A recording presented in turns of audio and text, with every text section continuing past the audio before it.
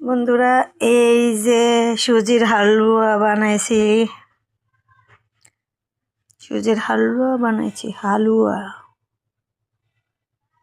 এই হালুয়াটা দুধ দিয়েছে, আপনারা মনে করবেন না যে দুধ দেয়নি।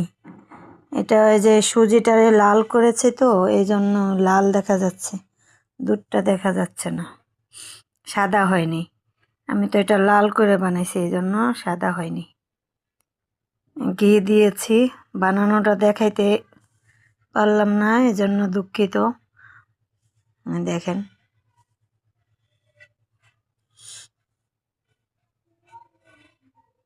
তা কীরকম হয়েছে হালুয়াটা কমেন্টে জানাবেন। এটার সাথে